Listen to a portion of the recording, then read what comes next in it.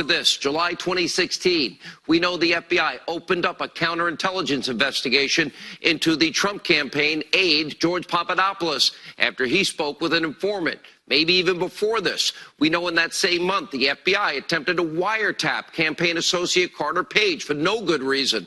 We know that in July 2016, top Obama officials, including Susan Rice, the year 2016, they ramped up their unmasking efforts a whopping 350%. Final year, the election year, in October 2016, the FBI began successfully spying on Carter Page after getting that FISA warrant by committing a fraud on multiple levels to the FISA court, using Clinton's bought and paid for Russian lies. They never told the judges that. The bulk of information were unverified, uncorroborated information paid for by Hillary.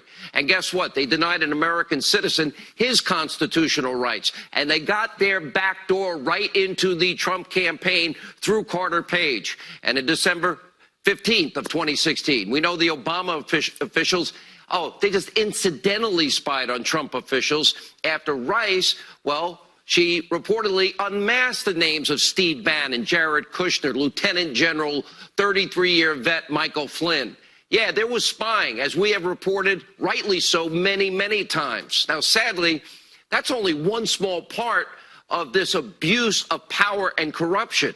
Now, throughout the night, we're going to show you the full timeline. We've reported everything. But guess what? After months and months of waiting, truth and justice and facts, in spite of all of them, are now beginning to come cascading down and will drown the proper people. Criminal referrals, the Horowitz report, the Huber report, the release of more closed-door testimony. Yeah, we'll get those FISA applications, Gang of Eight materials, 302s. We're waiting on a Florida court to release information on Christopher Steele that should be very revealing and enlightening. And an answer to this important question. Watch. Would it be odd that the candidate was never really briefed by the Department of Justice that your campaign may be targeted by a foreign entity? That is one of the questions I have. I feel normally the campaign would have been advised of this. Okay. And can you think of a good reason right now why they wouldn't have been? I'm interested in getting that answer. They had two former U.S. attorneys in Chris Christie and Rudy Giuliani involved in the campaign, and I don't understand why the campaign was not advised. Clearly, there was extreme corruption by a powerful few at the highest level of our government. The evidence of this is riddled throughout the now public transcript of the Baker testimony. Today, Congressman Doug Collins released yet a second day of closed-door testimony from the FBI's former top lawyer. Tonight, we're learning very revealing brand-new bombshells. According to Baker, the DOJ was having open discussions about appointing an independent counsel to investigate the Trump campaign long before Comey was fired. Quote, I don't even remember who said it, quite honestly, but I'm telling you that the topic did come up before the firing. Now, wait. We are told that the 8 days in May, after Comey was fired, that's what triggered the special counsel. Well, as it turns out, it was in the works all along. Why? Because Comey, McCabe, Strzok, Page, and all these other deep state officials that thought Hillary should win 100 million to 0 and that we're all smelly Walmart people that are going to vote for Trump. They were desperate to remove Trump from office. Remember, they had an insurance policy. In fact, Baker alleging that McCabe, Page, Rod Rosenstein were discussing removing President Trump, undoing an election by using the 25th Amendment. They even allegedly were bragging that they had 2 administration cabinet members on board with this scheme, this plot, this coup. No joking matter. Baker testified, quote, I took it seriously because my assessment was that they took it seriously. Baker also revealing that Rod Rosenstein offered to wear that wire and spy on the president of the United States without cause, and that no one alerted the president or anyone else about this illegal plot. And keep in mind, prior to Trump's inauguration, James Baker was fed Hillary Clinton's bought and paid for dirty Russian dossier by liberal reporter David Corn and a lawyer associated with the Clinton campaign. Now, the contents of the dossier were being passed around at the highest levels of the DOJ, FBI, intel community around the same time that Clinton was cleared of all charges. Baker testified he thought Hillary Clinton should have been indicted. He's the top lawyer under Comey. Quote, I had that belief initially after reviewing a large binder of her emails that had classified information in them. That is a violation. 18 U.S.C. 793. That's the Espionage Act. Baker said he was persuaded out of it by his colleagues.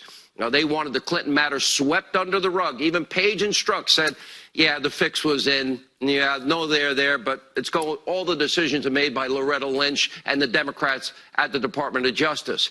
Now, look at our new timeline. How did we get to this point?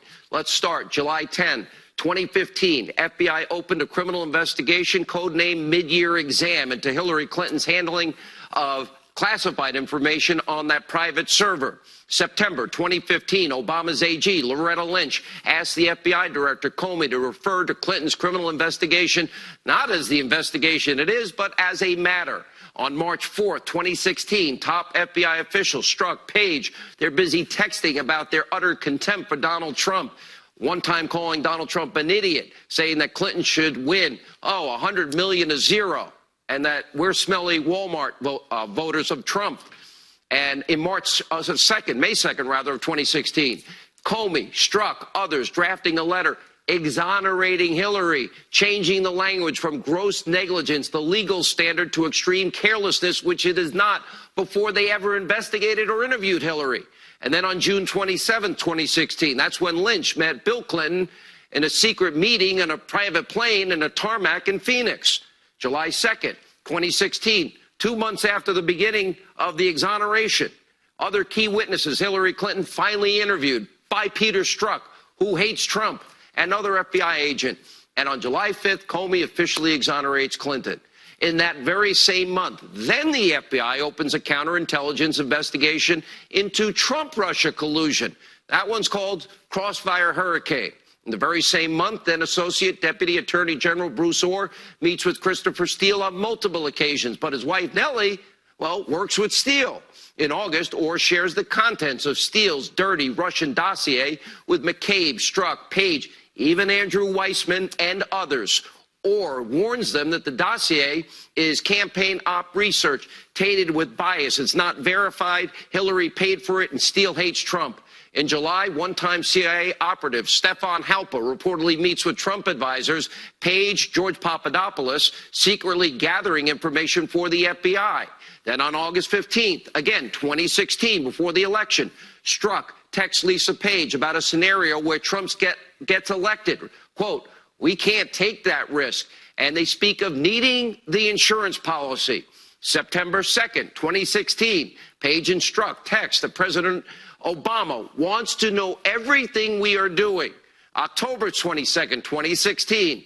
Well, that's when the FBI obtained the FISA warrant to surveil Trump campaign associate Carter Page, the bulk of the application relying on Steele's dirty dossier with Russian lies paid for by Hillary.